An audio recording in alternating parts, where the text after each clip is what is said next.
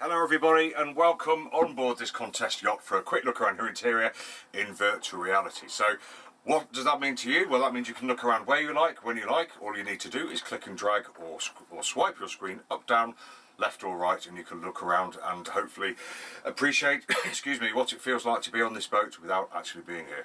I will move the camera, which makes some people feel a little bit sensitive, so when I'm about to do that, I will let you know, so you can avert your eyes, and then when the camera's safe again, I will let you know you can return to the tour with me. But let's hope that doesn't happen. So here we are on this lovely boat. She's a vintage yacht, lovely cockpit outside, really nice interior. As you can see, we're light, bright and airy. I'm 5'9". I'm not touching the roof here, so there's probably about 5'10" there. It does slope down as we go forwards, but who cares, because we're only going forwards to use the toilet or to go to bed, so no problem at all.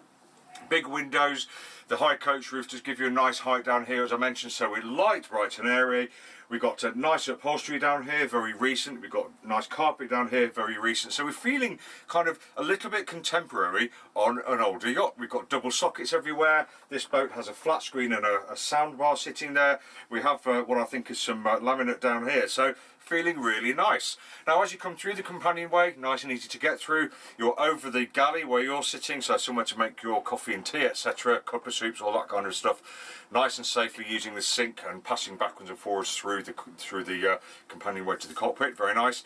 Down to the engine casing here, we have a lid here where we can see the engine and have a quick check of it, no problem at all, or we can pull it all out and we can see most of the engine from here, and I think we can see the rest of it from the cockpit itself, which is handy.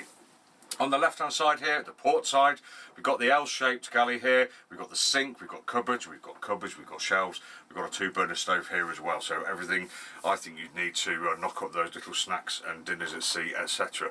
Really, really nice. Over on the starboard side, as you come down, we've got behind here, nestled a nice wide long pilot berth, taken over by this fridge, which is in use with the current owner, but that's fine. You could move that if you want, and I think we do have the cushions to make this back into a lovely bed, maybe for you, who knows.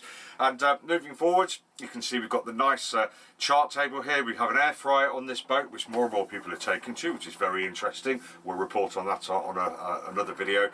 We've got more sockets, we've got electrical safety, we have a chart plotter I think behind there, we've got a fusion stereo, electrics panel, and the VHF radio there as well too. So everything that you should need to navigate a boat like this, I think, at sea. Forward facing chart table with a hinged lid to stow bits and pieces underneath there as well. Really, really nice. Moving on around the compartment, as I mentioned, we've got a lovely carpet. We have a square cut out here to allow access to the bilge. I don't think we have storage either side beneath the saloon seating, but there is storage here. We're probably given to tanks underneath, but I think you'd agree it just looks lovely down here. We've got nice colours, kind of soothing zen colours down here. We've got the nice wood all the way around with literally almost dozens of cupboards with their lovely vintage catches on them as well, and a couple of nice shelves there with fiddles. So lots of storage on this boat, plenty of room, good standing headroom in this area, and somewhere I think really nice to relax and recuperate after those long days at sea, or if you're at sea,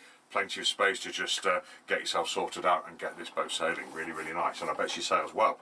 So yes, very, very nice looking. Right, I'll pick you up for the first time and I will just take you straight through here. So we're moving forwards now, and I'll place you in the head compartment. There we go, so you're down a little bit lower.